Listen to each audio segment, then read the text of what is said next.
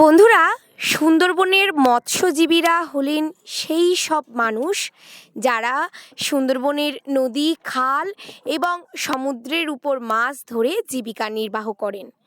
তারা সুন্দরবনের প্রাকৃতিক পরিবেশের সাথে সম্পর্কিত এবং তাদের জীবনযাত্রা সুন্দরবনের জীববৈচিত্র্যের উপর নির্ভরশীল। বন্ধুরা, আমরা এই মৎস্যজীবীদের মধ্যে আরও দুজন ছোট ছোট ভাইদের পেয়ে গেছি যারা পড়ুয়া, স্কুল পড়ুয়া, কিন্তু তার মধ্যে থেকেও তারা কিন্তু এই মৎস্যজীবীর কাজটা করে জীবিকা নির্বাহ করে।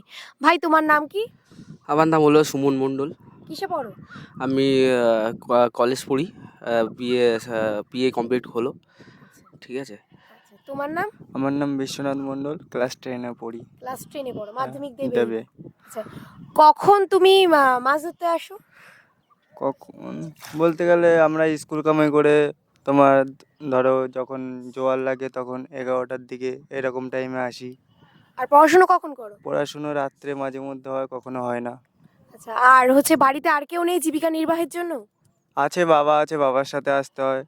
আচ্ছা, বাবা মানে আর্নিং মেম্বার হচ্ছে বাড়িতে তুমি আর তোমার বাবা? হ্যাঁ, আচ্ছা। বাবার সাথে আসতে হয়, বাবার সাথে এই মাছ বেচে তারপরে বাবার হাতে হাতে সহযোগিতা করি।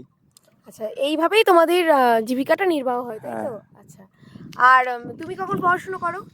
ওই তো একই সেম টাইম ওরাও, কিন্তু সব দিয়ে রাত্রিরে ধরো পড়াশুনো করতে গেলাম, ধরো এরকম বৃষ্টি, এখন যে ওয়েদারের যে টাইমটা, ধরো কারেন্ট থাকলো না, পড়তে পারছি না। আর এখন তো সব দিক দিয়ে সব সিস্টেম কিন্তু সরকার দিয়ে তো দেখছে না আমাদের।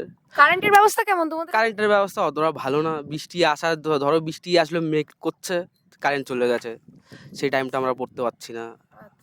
সব দিক দিয়ে সব সমস্যা। সরকারের কাছে বলছি, সরকার শুনছে না। কি বলবো, আর কিছু বলার নেই আমাদের। তুমি কি একাই মানে এই জীবিকা নির্বাহ করো, মাছ ধরো, না বাড়ির আরো কেউ আছেন? আমার ফ্যামিলির মধ্যে ঠাকুমা আছে, মা আছে, বাবা নেই, মারা গেছে বাবা, ওদের প্রায় 15 বছর হলো। যাই হোক, আমি তো পড়াশুনো করি, মাই টুকটাক চালাচ্ছে, সব কিছু করছে। আমি ফ্রিডম ফাইটার, আমার মাকেই বলবো যে হ্যাঁ, সব কিছু মানে ভালো করে করছে আমাদের জন্য। ঠিক আছে। আচ্ছা, তো মানে এইভাবেই তোমাদের হ্যাঁ। চলছে। অনেক অনেক ধন্যবাদ দুই ভাইকে, তারা তাদের জীবন কাহিনী আমাদের সামনে তুলে ধরলেন, জীবনের গল্প।